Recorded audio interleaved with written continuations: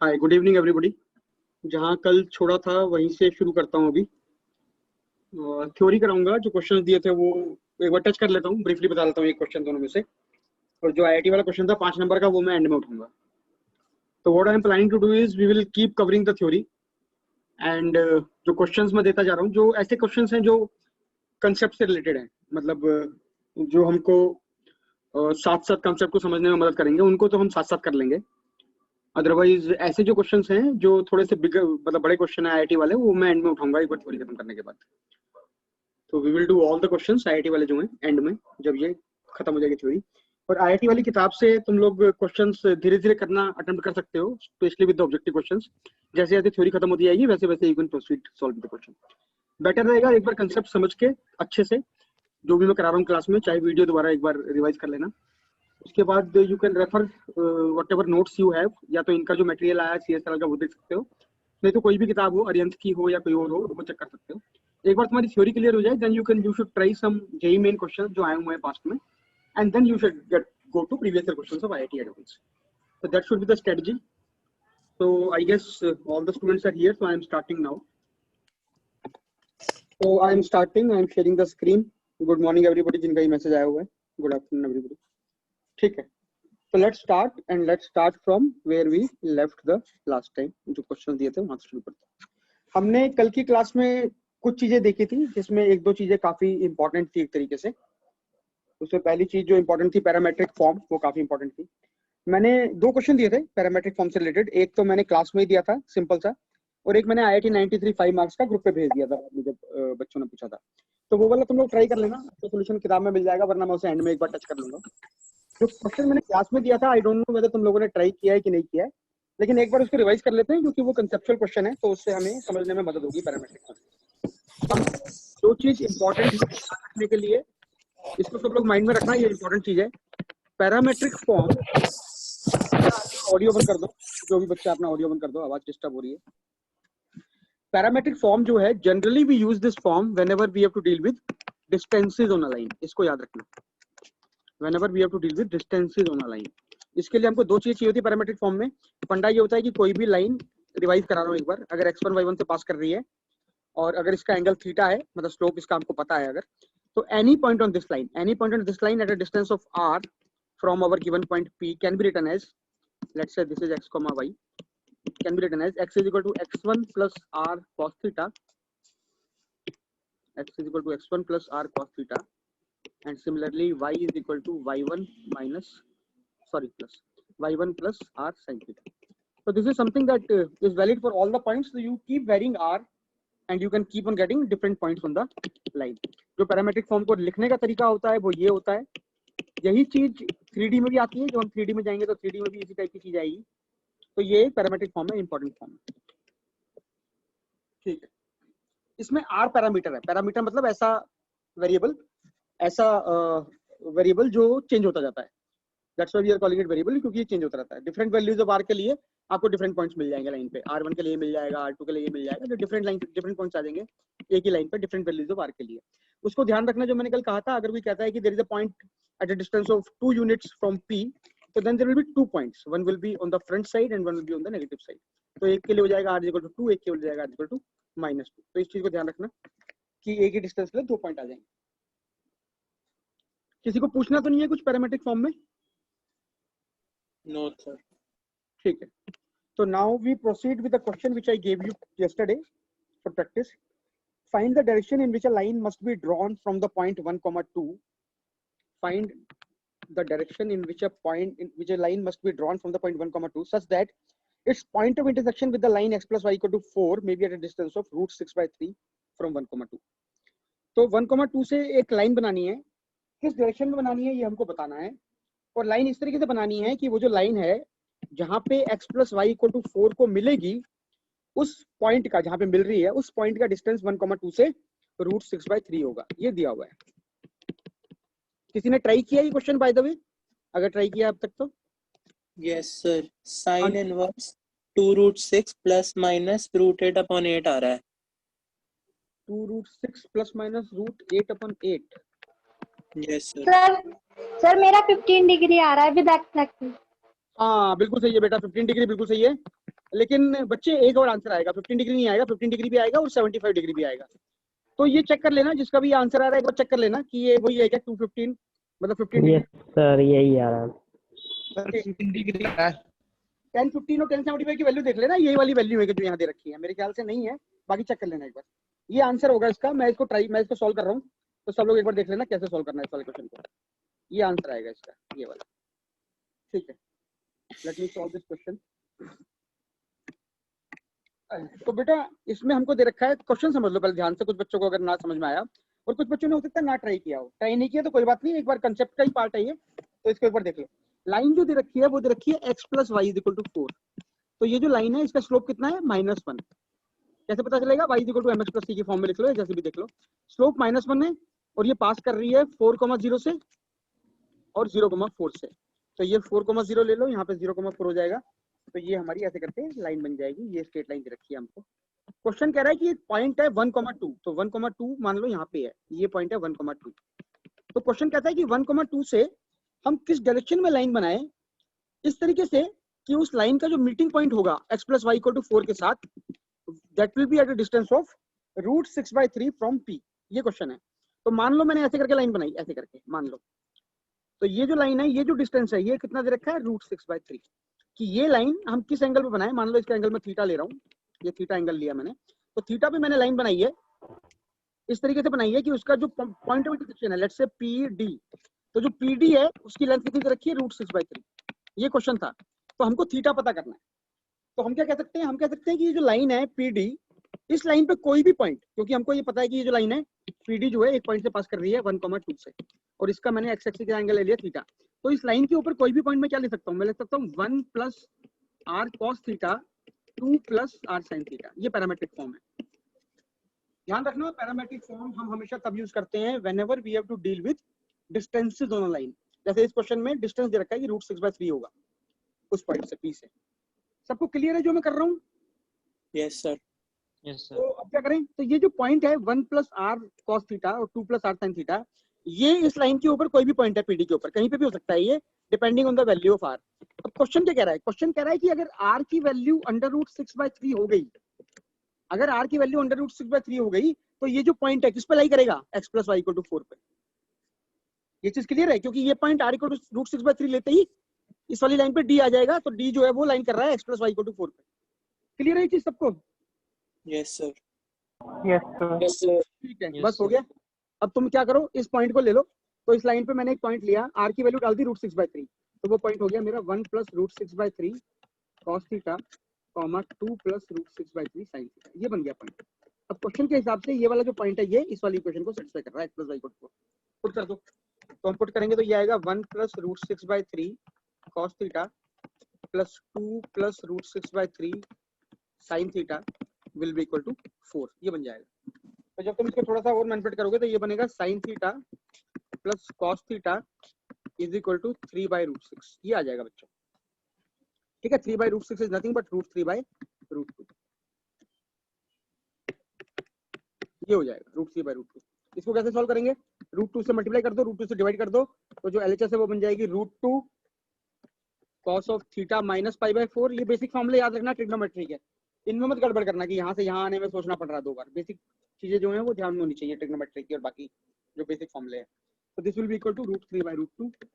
तो इस √2 को नीचे ले आओ, तो ये हो जाएगा cos ऑफ थीटा -π/4 = √3/2। ये बन जाएगा, √3/2 हो जाएगा। So that means theta -π/4 will be equal to ±π/6, क्योंकि cos ऑफ माइनस थीटा, ध्यान रखना cos ऑफ माइनस थीटा भी cos थीटा ही होता है। तो ये इक्वेशन बनेगी। तो थीटा कितना आ गया, थीटा आ गया 45 degree ±30 degree, that means 15 degree और 75 डिग्री। तो बच्चों 2 लाइनें बन सकती हैं जिससे कि ये सिचुएशन सेटिस्फाई हो जाएगी। और वैसे भी देखो, देख के भी पता चल रहा है, अगर हम इसको लाइन को ले लें, इस वाली लाइन को, तो 2 लाइनें बनेगी। इसका मतलब क्या हुआ, एक आइसोसेलेस ट्रायंगल बनेगा।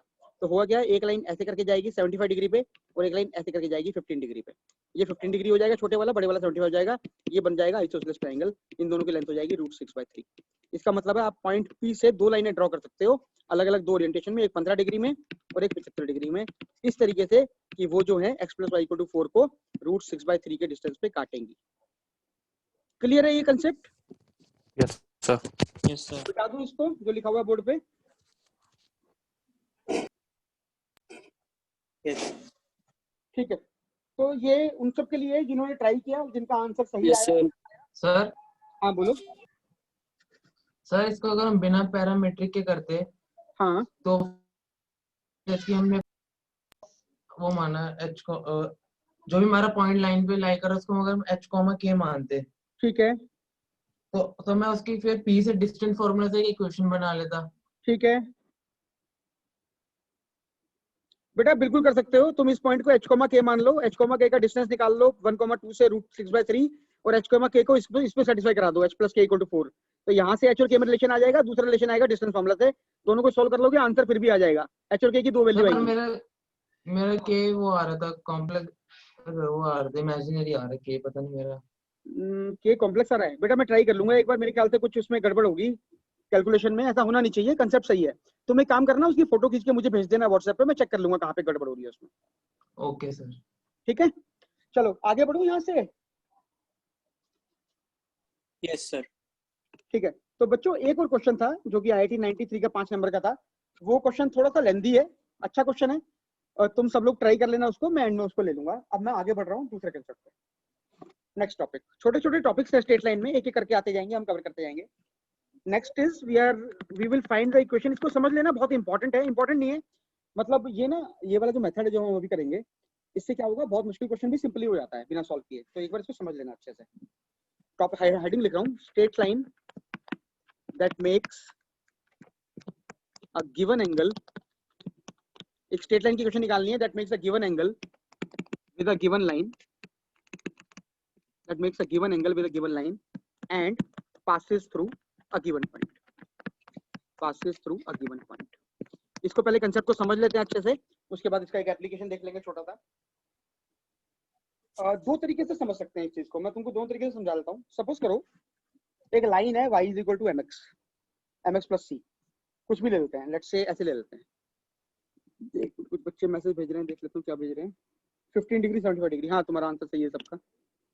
ठीक है, सपोज करो दो तरीके से समझाऊंगा एक ही कंसेप्ट को जिससे तुम रिलेट कर पाओ। सपोज करो ये एक लाइन है यहाँ पे जिसकी इक्वेशन है y = mx + c। ठीक है, तो हमको ये पता है कि इस लाइन की इक्वेशन mx + c है, तो ये जो एंगल है ये हमको पता है, this is let's say tan theta, मतलब इसको थीटा ले लेते हैं, ये एंगल ले लेते हैं हम थीटा, तो we can say m = tan theta. अब मुझे क्या करना है, मुझे एक लाइन है जो पॉइंट P से पास करती है, पॉइंट P हमको दिया हुआ है, लेट्स से x0 y0, और हमारी जो लाइन है वो इस गिवन लाइन के साथ, ये जो गिवन लाइन है, ये गिवन लाइन है, ये लाइन गिवन है हमको, इस लाइन के साथ लेट्स से अल्फा का एंगल बनाती है। ठीक है, लेट्स से अल्फा का एंगल बनाती है, तो it can be something like this, this is angle alpha, और this can also be something like this, this is angle of alpha. तो इसका मतलब है ऐसी लाइन, जैसे कोई भी लाइन दे दी, ये लाइन दे दी, और कोई बोलता है कि एक लाइन है यहाँ से पास कर रही है और इस वाली लाइन के साथ लेट्स से 30 डिग्री एंगल बना रही है, तो 30 डिग्री एंगल कैसे कैसे बनेगा, ये कैसे बन सकता है 30 डिग्री एंगल, ये बन गया, और एक कैसे बन सकता है, कैसे करके बन सकता है 30 डिग्री एंगल, ये दोनों बनेंगे। तो दो चीजें उसमें क्लियर हो जाएंगी। पहली चीज तो ये क्लियर हो जाएगी, ये दोनों की दोनों लेंथ इक्वल होंगी। ठीक है, तो ये जो ट्रायंगल बन रहा है PAB, ये आइसोसेलेस ट्रायंगल होगा, दैट इज पॉइंट नंबर 1। और दूसरी बात है, अगर एक लाइन इस पॉइंट से पास कर रही है और हमारी लाइन के साथ एक एंगल बना रही है फिक्स एंगल, तो हमेशा दो लाइनें बनेंगी, जैसे तुम्हारे सामने फिगर में है। तो इसको ध्यान रखना, दो लाइनें बनेंगी। इसका मतलब है अगर मेरे को ये लाइन चाहिए, इस वाली लाइन की क्वेश्चन या इस वाली लाइन की क्वेश्चन चाहिए, तो m की दो वैल्यू आएंगी, there will be 2 m's, m1 and m2, क्योंकि दोनों का स्लोप अलग अलग होगा। तो कैसे सॉल्व करना है वो देख लो एक बार, बहुत सिंपल तरीका है, मतलब सीधा फॉर्मूला है, हमको बस अगर मेमोरी में रखना है उसको। फॉर्मूला आता क्यों है वो मैं तुमको समझा देता हूँ अभी कि कैसे करना है इस वाली प्रॉब्लम को। एक दो बार एडवांस में सीधा क्वेश्चन आया हुआ है इस वाले टॉपिक पे। तो जैसे ये फिगर मैंने बना दी, अब ये बताओ कि लेट्स से पहली लाइन ले लेते हैं PA, दूसरी ले लेते हैं PB। ठीक है, मैं दोनों तरीके से समझा देता हूँ तुमको, ज्योमेट्री से भी और कोऑर्डिनेट ज्योमेट्री से भी। इसको B को यहाँ लिख लेते हैं, ये PB हो गया। अब अगर मैं तुमसे पूछूं कि PA का स्लोप कितना है, तो तुम क्या कहोगे? तुम कहोगे सर यहाँ से एक काम करो, एक लाइन आप और ले लो यहाँ से ऐसे ऐसे करके, अगर ऐसे लाइन ले लोगे तो ये एंगल थीटा हो जाएगा, तो स्लोप ऑफ PA कितना हो गया, m ऑफ PA कितना हो गया, अल्फा प्लस थीटा। ये क्लियर है? ये एंगल ठीक है, जो PA है वो कितना एंगल बना रही है एक्स एक्सिस के साथ, अल्फा प्लस थीटा बना रही है ना। Yes, sir. Yes, sir. तो पहली लाइन जो है उसका जो एंगल हो जाएगा, उसका जो वो हो जाएगा स्लोप हो जाएगा tan of theta plus alpha, ये बन जाएगा पहला एंगल। ये जो दूसरी लाइन है PB, अगर मैं स्लोप पीबी का निकालने की तरफ आगे बढ़ूं तो पीबी के निकालने के लिए क्या करना पड़ेगा? देखो ध्यान से देखना जो मैं कर रहा हूँ अभी, सिंपल ज्योमेट्री से कर रहा हूँ मैं इसको सॉल्व। इसी चीज को मैं अभी कोऑर्डिनेट ज्योमेट्री से भी सॉल्व करूंगा। लेट्स से यहाँ से तुम ऐसे एक स्ट्रेट लाइन बना लो, तो ये जो एंगल दिया हुआ है तुमको, ये थीटा दिया हुआ है, ये हमको थीटा दिया हुआ है, और ये एंगल कितना हो गया? ये हो गया हमारा पाई माइनस थीटा, ठीक है। तो ये जो एंगल है पीबी का एंगल कितना हो गया एक्स एक्सिस के साथ? पीबी का एंगल एक्स एक्सिस के साथ हो गया इतना। ये एंगल कितना हो गया? ये हो गया पाई माइनस थीटा प्लस, सॉरी एक गलती हो गई, पाई माइनस अल्फा हो जाएगा ये वाला एंगल। ये अल्फा है ना, तो ये पाई माइनस अल्फा हो जाएगा, ये हो जाएगा पाई माइनस अल्फा, ठीक है। क्योंकि ये अल्फा दे रखा है एंगल पीबी है, तो ये angle automatically pi minus alpha हो जाएगा क्योंकि ये स्ट्रेट लाइन है। और एक्स एक्सिस का एंगल कितना हो जाएगा? Pi minus alpha plus theta, pi minus alpha plus theta, pi minus alpha plus. Clear है ये चीज? किसी को डाउट है तो पूछ लो इसमें पहले। क्लियर है। तो एम ऑफ पीबी कितना हो जाएगा? ये जो पीबी लाइन है इसका स्लोप कितना हो जाएगा? इसका स्लोप हो जाएगा tan of pi minus alpha plus theta, which can be written as tan of pi minus alpha minus theta, ठीक है। tan pi minus theta is minus tan theta, this will become minus tan of alpha minus theta, minus tan theta is tan minus theta, this becomes tan of theta minus theta। ये बन जाएगा दूसरी line का slope. इसका मतलब क्या हुआ? ध्यान से सुनना। इसका मतलब हुआ स्ट्रेट लाइन दैट मेक्स हम अगर एक लाइन दे रखी है आपको जिसका एक्स एक्सिस के साथ एंगल थीटा है, तो आपकी लाइन जो इसके साथ एंगल अल्फा का बनाएगी आपकी गिवन लाइन के साथ, उसके एंगल क्या क्या होंगे एक्सिस के साथ? उसके एंगल होंगे theta plus minus alpha. Slope कितना होगा दोनों लाइनों का? tan theta plus alpha. इसको ध्यान रखिएगा। दोबारा रिपीट कर रहा हूँ, लाइन है जो थीटा एंगल बनाती है एक्स एक्सिस के साथ, गिवन लाइन। हमारी लाइन अल्फा एंगल बना रही है थीटा वाली लाइन के साथ, तो जो नई लाइनें बनेंगी उनका जो स्लोप होगा वो होगा tan theta plus minus alpha. ऐसा कंसेप्ट है जिससे क्वेश्चन, जो बड़ा क्वेश्चन है 5 नंबर का, वो भी जल्दी से सॉल्व हो सकता है। इसको ध्यान रखना बस, और कंसेप्ट ध्यान रखना कि कब होता है ये।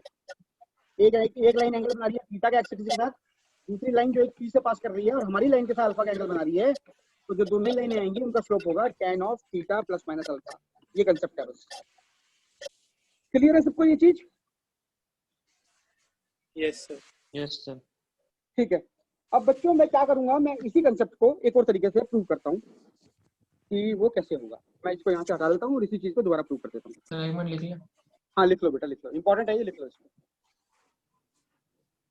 इसी चीज को एक और तरीके से हम प्रूव करेंगे तो ये क्लियर हो जाएगा कि तुम लोग रिलेट कर पाओगे मैथ्स में जो भी चीजें होती है।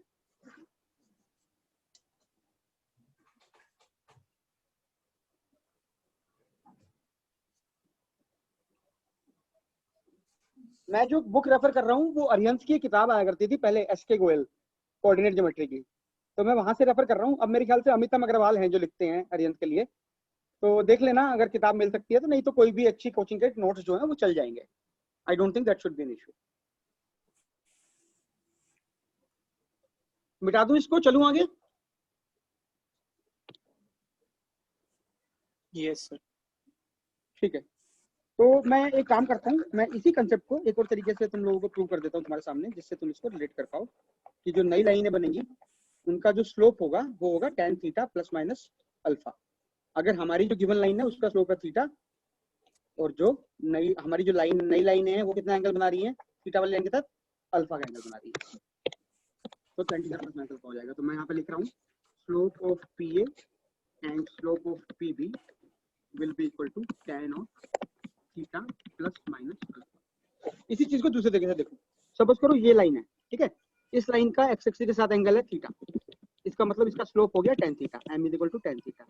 अब सपोज करो ये लाइन है जो यहाँ से पास कर रही है P से, और इसका ये जो लाइन है जो मैंने बनाई है PA, लेट्स से इसका स्लोप है m1। अगर ऐसा है m1 की जगह काम करते हैं m डैश ले लो, m डैश, ये अल्फा का एंगल बना रही है। अगर ऐसा है तो ध्यान से देखना एंटी क्लॉकवाइज, जैसा मैंने कल बताया था। Let's go anticlockwise. क्या लिखेंगे? m dash minus m divided by 1 plus m dash is equal to tan alpha. ये आ जाएगा। अब हमको ये नहीं पता कि m डैश इधर है या m डैश इधर भी हो सकता है। अगर इधर होता m डैश वाला तो क्या होता? तो एंटी क्लॉकवाइज उल्टा हो जाता, उल्टा हो जाता मतलब मॉड आ जाएगा। तो जब तुम इसको सॉल्व करोगे, अगर तुम इसको मैथमेटिकली सॉल्व करो तो तुम्हारे पास सीधा सीधा निकल के आ जाएगा m dash is equal to tan of theta plus minus alpha. तो चाहे तुम ऐसे कर लो कोऑर्डिनेट ज्योमेट्री के कंसेप्ट से, चाहे तुम ऐसे कर लो सिंपल ज्योमेट्री के कंसेप्ट से, रिजल्ट दोनों केस में सेम होगा। वही रिजल्ट आपको याद रखना है और क्यों होता है ये आपको पता होना चाहिए।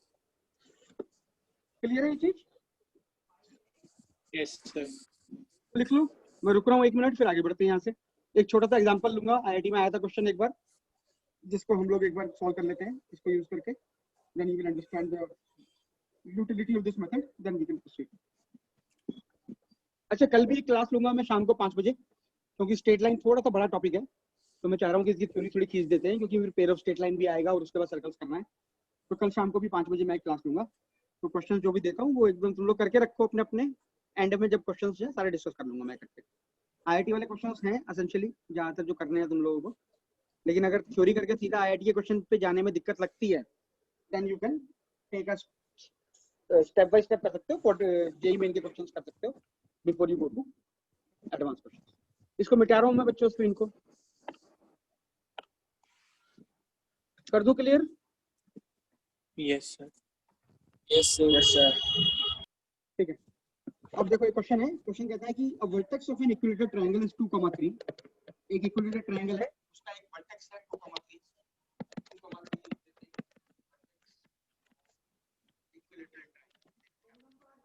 और उसके बाद क्वेश्चन कह रहा है अ vertex of an equilateral triangle is 2,3 and the opposite side is x + y = 2। इस वर्टेक्स से जो अपोजिट साइड है वो x + y = 2 है, ठीक है। Find the equation of the other side. अब देखो कितना सिंपल है क्वेश्चन, एक लाइन दे रखी है, इस लाइन का x + y = 2 है, कह रहा है कि वर्टेक्स इक्विलेटरल ट्रायंगल का है 2,3। अगर ये वर्टेक्स है और ये अपोजिट साइड है, opposite side is x + y = 2, तो जो इक्विलेटरल ट्रायंगल बनेगा वो कुछ ऐसे करके बनेगा, ये एंगल 60 डिग्री का होगा और ये एंगल भी 60 डिग्री का होगा। ये क्लियर है सबको? Yes sir. तो जो हमारी लाइन है उसका एंगल कितना है एक्स एक्सिस के साथ, इसका स्लोप कितना है? +-60 -1।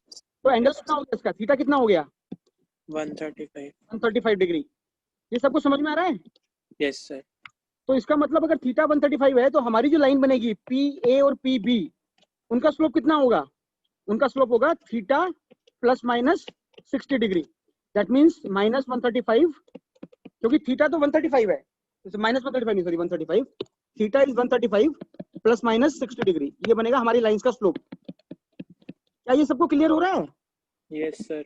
m कितना आएगा? तो m will be equal to 135 + 60। m नहीं मतलब angle, basically angle tan theta वहां से निकलेगा हमारा, तो m इतना आएगा। तो एक काम करते हैं, इसको लिख देते हैं m will be tan of theta ± 60, m will be this. तो m is equal to tan of कितना हो गया ये 135 + 60 कितना होता है 195 और 25। tan of 75। तो इसका मतलब m will be equal to tan of 195 कितना होता है tan pi plus theta is 15। tan theta. इनको याद रखना बेसिक फंडों को। तो ये हो गया tan 15 डिग्री और tan 75 डिग्री।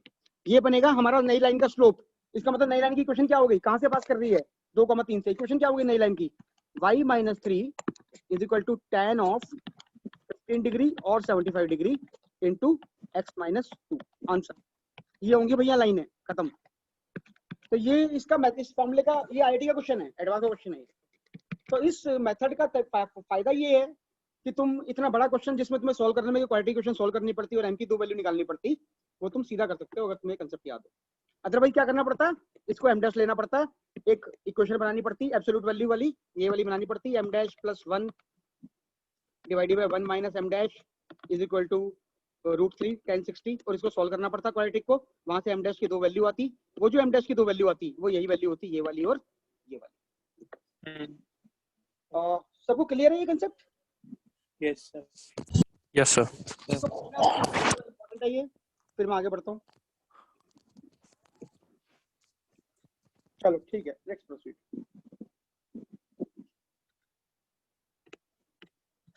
अगला कंसेप्ट, सपोज करो, let me right here the next topic. ये बाइसेक्टर से रिलेटेड है वैसे तो कंसेप्ट, लेकिन बाइसेक्टर में मैं बाद में आऊंगा। A line, next concept, a line equally inclined. थोड़ा सोचने वाली चीज है, इसलिए सोचना मेरे साथ मिलके। A line equally inclined with 2 given lines, let's say equally inclined with two given lines. Suppose करो हमको दो लाइन दी हुई हैं, ठीक है, लेट्स से ऐसे करके ले लेते हैं, ये एक लाइन हो गई और लेट्स से ये दूसरी लाइन हो गई। ये हो गई L1, इसका स्लोप मान लो M1, और ये हो गई L2, इसका स्लोप मान लो M2। तो अब हमको वो लाइंस निकालनी है जो इन दोनों लाइंस के साथ, हमको वो लाइंस निकालनी है जो इन दोनों लाइंस के साथ इक्वल एंगल बनाती है, ठीक है, जो इन दोनों लाइंस के साथ इक्वल एंगल बनाती है। एक ये लाइन है और एक ये लाइन है, इसका ये लाइन है L1, स्लोप M1 है, और एक लाइन है L2 और स्लोप M2 है। तो कितनी लाइनें होंगी ऐसी जो इन दोनों लाइनों के साथ इक्वल एंगल बना रही होंगी? 4 कितनी? 2 लाइनें होंगी। दो लाइन अब बेसिकली वो लाइनें नहीं होंगी, दो पेयर ऑफ लाइंस होंगी। देखो एक तो ये लाइन होगी, ध्यान से समझना इसको, पहले कंसेप्ट समझ लो उसके बाद मैं इसकी थ्योरी करा लेता हूँ। एक तो ये लाइन होगी, ये जो बाइसेक्टर जाएगा ये वाला बाइसेक्टर, ये बाइसेक्टर इन दोनों लाइन से इक्वल एंगल बना रहा है। लेट्स से ये भी अल्फा है और ये भी अल्फा है, ठीक है। तो इस बाइसेक्टर के, let's say this is bisector 1, इस बाइसेक्टर के पैरेलल जितनी भी लाइनें होंगी, ये जितनी भी लाइनें बना रहा हूँ मैं इस समय बोर्ड पे, ये सारी की सारी लाइनें हमारी गिवन लाइनों के साथ सेम एंगल बना रही होंगी। ये एंगल सारे के सारे अल्फा होंगे, ये सारे एंगल अल्फा होंगे। क्लियर है ये चीज? Yes sir. तो एक लाइन की इक्वेशन, एक लाइन, एक पेयर ऑफ लाइन होगी जो एक बाइसेक्टर के पैरेलल होगी। ये बाइसेक्टर 1 है, इसके पैरेलल बहुत सारी लाइन सेम एंगल बनाएंगी। सिमिलरली एक दूसरा बाइसेक्टर आएगा ऐसे करके, ये दूसरा बाइसेक्टर आएगा which makes let's say angle beta with both the axes where beta दोनों एंगल इक्वल है। तो इस बाइसेक्टर के पैरेलल भी जितनी लाइनें होंगी वो सारी लाइनें भी बीटा का एंगल बना रही होंगी। तो अगर कोई बोलता है कि दो गिवन लाइन है और ऐसी कितनी लाइन है जो इक्वली इंक्लाइंड है इन दो गिवन लाइन के साथ, तो you will say there will be infinite lines, but those infinite lines will basically be contained in two groups. One group of line will be parallel to one bisector and second group of line will be parallel to the second bisector. ये concept clear है सबको? Yes sir. किसी को कुछ पूछना है तो पूछ लो इसके अंदर अभी, या आइसोसेलेस ट्रायंगल से रिलेटेड क्वेश्चन आए हुए हैं आईआईटी में इससे। कंसेप्ट ये है कि अगर दो लाइनें दे रखी हैं आपको, तो ऐसी लाइनें जो इन दोनों लाइनों के साथ इक्वल एंगल बनाती हैं, तो उसमें हो जाएगा एक तो ये वाला बाइसेक्टर हो जाएगा such that this is alpha, this is alpha, ये वाला बाइसेक्टर हो जाएगा such that this is beta, this is beta। तो जितनी भी लाइनें इस बाइसेक्टर के या दूसरे बाइसेक्टर के B2 के पैरेलल होंगी, वो सारी की सारी लाइनें हमारी गिवन लाइनों के साथ सेम एंगल बनाएंगी। क्लियर है ये चीज? Yes sir. ठीक है, लेट्स प्रोसीड फ्रॉम हियर। बच्चों किसी को कुछ पूछना तो नहीं है इसमें अभी? No sir. ठीक है, अब सपोज करो ये ना ऑनलाइन का मीडियम काफी अलग सा होता है, क्योंकि इसमें मैं तुमको देख तो सकता नहीं, तो मुझे पता ही नहीं है तुमको समझ में आ रहा है नहीं आ रहा, बस एज्यूम करना पड़ता है कि हाँ आ रहा होगा, और अगर नहीं आ रहा तो बच्चा पूछ लेगा। ठीक है, तो लेट्स डिराइव द रिजल्ट जो है। एक बार देखो, इंपॉर्टेंट है, थोड़ा ध्यान से समझना इस चीज को। ये पहली लाइन है, दूसरी लाइन है, line L1 with slope M1, line L2 with slope M2। अब हमने जैसा अभी देखा दो बाइसेक्टर बनेंगे हमारा, तो पहला बाइसेक्टर मान लो ये है, ये पहला बाइसेक्टर है हमारा। तो ये जो bisector, let's say this makes an angle alpha with both the lines, and let's say the second set of bisector is something like this which makes angle beta with both the lines. तो अगर तुम इसको देखो, ये straight line है L1, तो ये beta plus alpha, तो हम कह सकते हैं beta plus alpha is equal to pi, क्योंकि ये जो एंगल है ये स्ट्रेट लाइन पे है, पाई का हो गया। तो that means 2 beta plus 2 alpha is equal to pi, so that means beta plus alpha is pi. इसको हमेशा ध्यान रखना। इसका मतलब ये है कि एक लाइन के ऊपर जो दो बाइसेक्टर होते हैं वो हमेशा परपेंडिकुलर होते हैं। जो दो बाइसेक्टर पाई बाय 2 दोनों लाइन के जो बाइसेक्टर होते हैं वो हमेशा परपेंडिकुलर होते हैं, इसको ध्यान रखना। एक ये लाइन है, एक ये लाइन है, तो जो बाइसेक्टर बनेंगे वो हमेशा परपेंडिकुलर होंगे हमेशा। इसका मतलब क्या हुआ, इन बाइसेक्टर का जो स्लोप होगा वो एक दूसरे का नेगेटिव रेसिप्रोकल होगा। मतलब एक का स्लोप अगर m आ रहा है, दूसरे का स्लोप -1/m आ जाएगा ऑटोमेटिकली।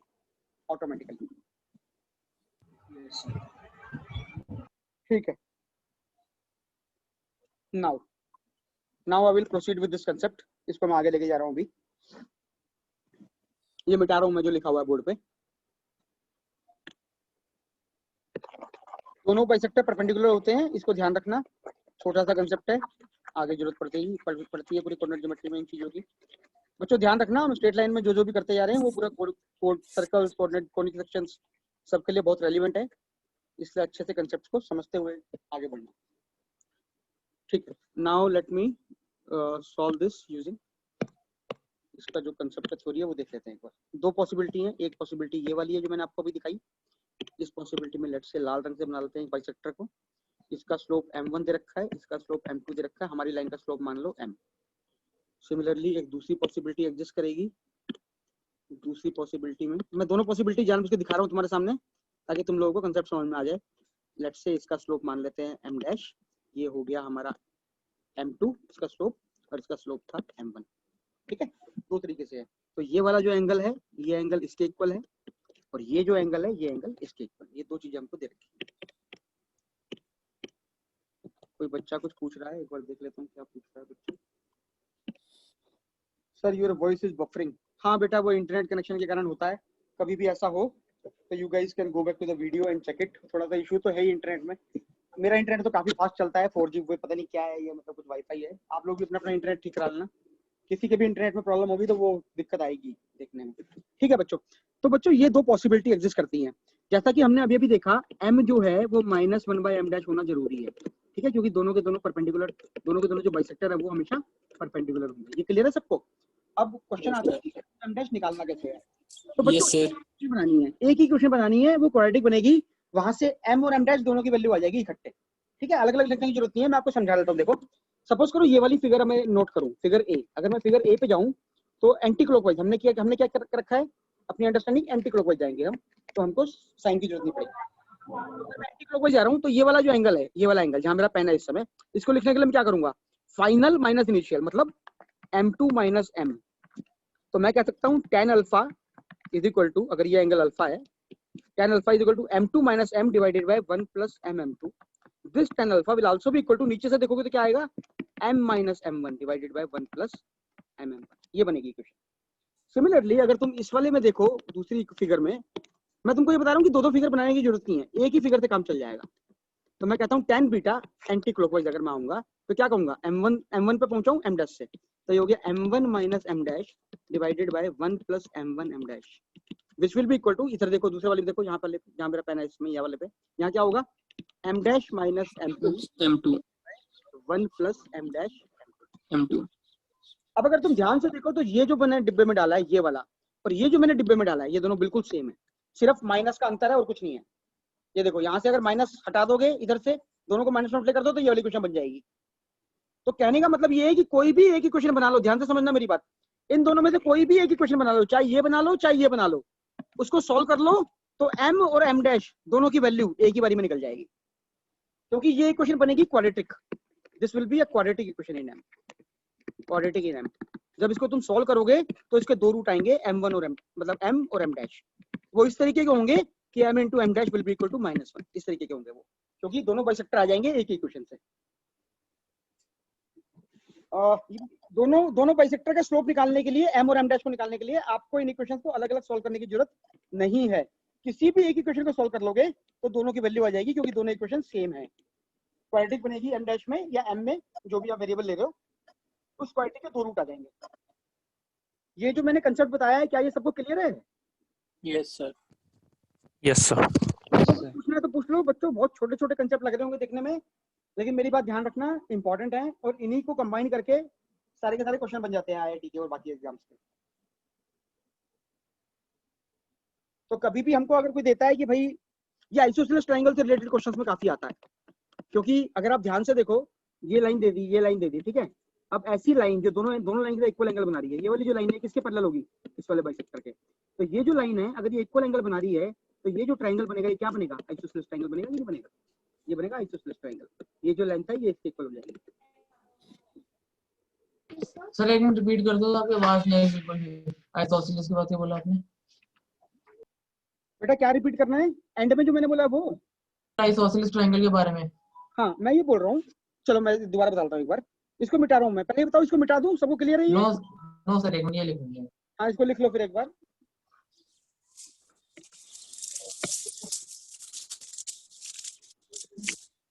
आइसोसेलेस ट्रायंगल से रिलेटेड क्वेश्चंस आए हुए हैं IIT में, उसमें इसकी जरूरत पड़ती है। अभी बताता हूँ क्या बोल रहा हूँ मैं, आइसोसेलेस क्यों बोल रहा हूँ।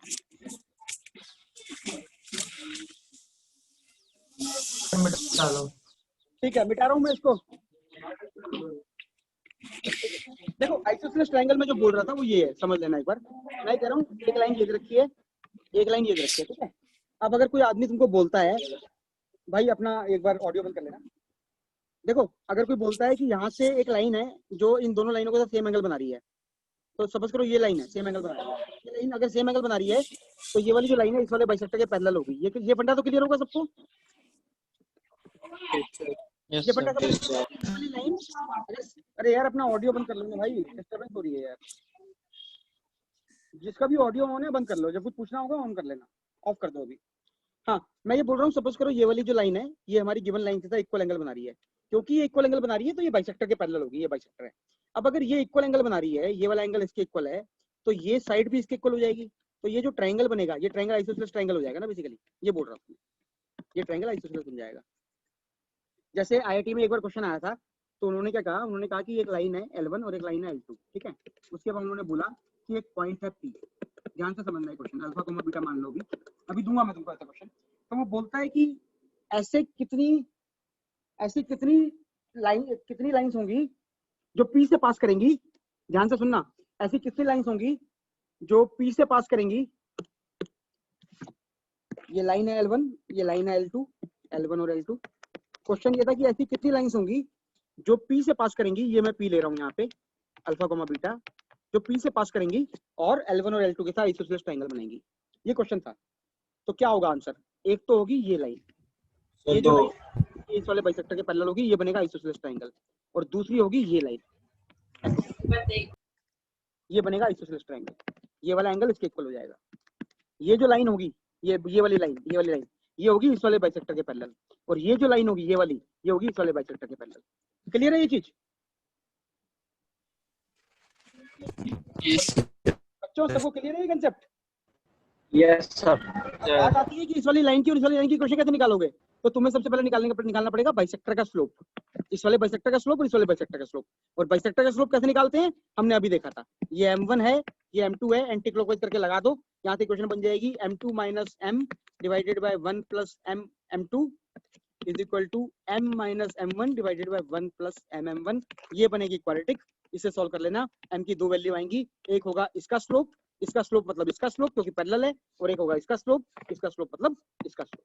क्रॉस चेक करने के लिए तुम सही कर रहे हो गलत कर रहे हो, तरीका क्या है, तुम ये चेक करोगे कि दो वैल्यू m की आ रही हैं, उन दोनों का जो प्रोडक्ट है वो -1 है। इससे तुम्हें क्रॉस चेक हो जाएगा कि हाँ दोनों बाइसेक्टर परपेंडिकुलर हो। क्या ये क्वेश्चन सबको क्लियर है? मतलब क्या ये कंसेप्ट क्लियर है? Yes, sir. ठीक है। Sir. Yes. जी सर। एक क्वेश्चन दे रहा हूँ, कल की क्लास में ही डिस्कस करूंगा, इसलिए आज ही कर लेना उस क्वेश्चन को। छोटा सा है, इस कंसेप्ट की प्रैक्टिस के लिए है, इस वाले कंसेप्ट की प्रैक्टिस के लिए है, कल डिस्कस कर लूंगा। अभी लिखवा रहा हूँ, एक बार लिख लो। Two equal sides of an isosceles triangle, two equal sides of an isosceles triangle are given by two equal sides of an isosceles triangle। थोड़ा सा वेरिएशन है क्वेश्चन में, मतलब एग्जैक्टली ये नहीं है, थोड़ा सा वेरिएशन है, तो देख लेना कैसे करना है। Two equal sides of an isosceles triangle are given by the equations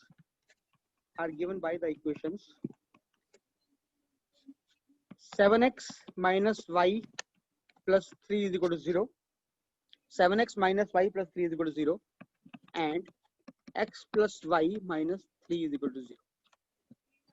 Two equal sides of an isosceles triangle are given by the equations 7x minus y plus 3 equal to 0 and x plus y minus 3 equal to 0.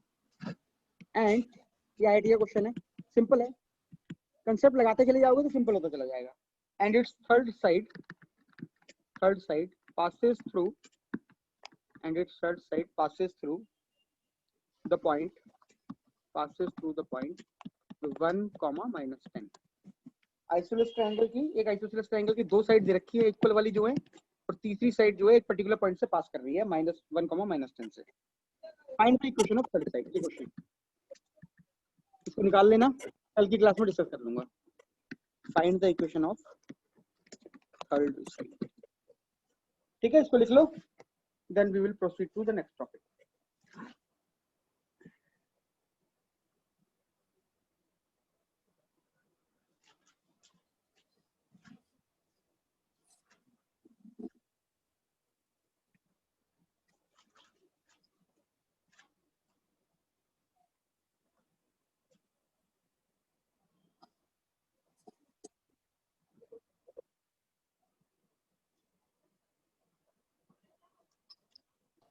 Sir हाँ बोलो। ये जो आपने red वाली lines बनाई है हमारे source triangle बनाई है बेटा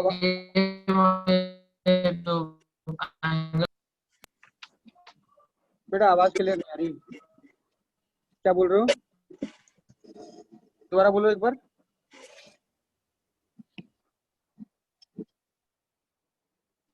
हाँ पूछो, क्या पूछ रहे थे?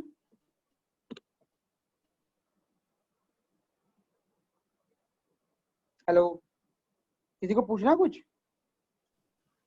हेलो हाँ बोलो बेटा, बोलो बोलो बोलो।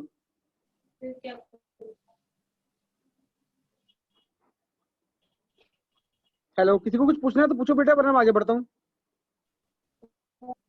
इसी फोन से सुनता है। बेटा वॉइस बफर कर रही है, या तो चैट में लिख के भेज दे।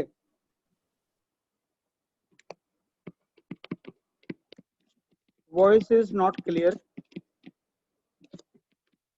चैट में लिख दो जो भी लिखना है, अगर कुछ ज्यादा है तो।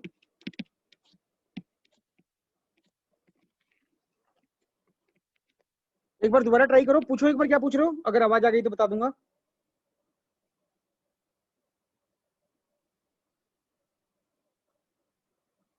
हेलो, चलो मैं आगे बढ़ता हूँ। बच्चों आगे बढ़ जाऊं, अगले टॉपिक पे आ जाऊं? Yes sir. Yes, sir. ठीक है, पूछ ले। Yes sir. हाँ बोलो बोलो, क्या पूछ रहे हो?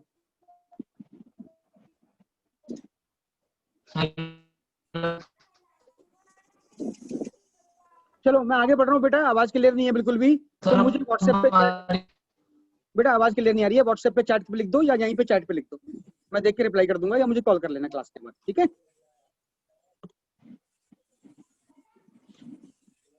बच्चों चलूं आगे? Yes, sir. बाकी सबको आ रही है ना मेरी आवाज, क्लियर है ना आवाज? Yes sir. Clear, yes sir. हाँ, ठीक है बेटा, लेट्स प्रोसीड। अब जो मैं तुमको एक कंसेप्ट करा रहा हूँ, इस कंसेप्ट पे भी क्वेश्चंस आए हुए हैं। मैंने कल तुम लोगों ने देखा होगा, मैंने ग्रुप में एक फोटो खींच के भेजी थी, जब बच्चे ने बोला फोन पे था, लगा के दिया। बच्चे ने बोला था कि 5 नंबर वाला प्रीवियस ईयर क्वेश्चन बता दो, तो मैंने एक फोटो खींच के भेजी थी, सबने देखी होगी वो फोटो। Yes sir. तो उसमें 5 नंबर वाला क्वेश्चन है, उसमें एक और क्वेश्चन है जो एक नए टॉपिक से रिलेटेड है, तो वो क्वेश्चन भी मैं अभी मार्क कर दूंगा कौन सा क्वेश्चन है, और अभी मैं वो कंसेप्ट करा दूंगा। इंपॉर्टेंट कंसेप्ट है, ध्यान से समझना, काफी इंपॉर्टेंट कंसेप्ट है, काफी इंपॉर्टेंट कंसेप्ट है, आगे भी यूज होगा पूरी कॉन्टेक्ट में। कंसेप्ट है, concept is something like this. Position, बेटा अपना ऑडियो बंद कर लेना। Position of a point with respect to a line. अपना ऑडियो बंद कर लेना बेटा, जो भी है। हाँ ठीक है। Position of a point with respect to a line, इसका क्या मतलब है? देखो मीटिंग आईडी बेटा अपना ऑडियो बंद कर लो यार, जिनके भी ऑडियो ऑन है, क्यों मुझे बार बार करना बोलना पड़ता है? ये क्लास चल रही है ना, थोड़ा ध्यान रखो ना, ऑडियो बंद कर लो, जब भी कुछ पूछना हो तो ऑन कर लेना।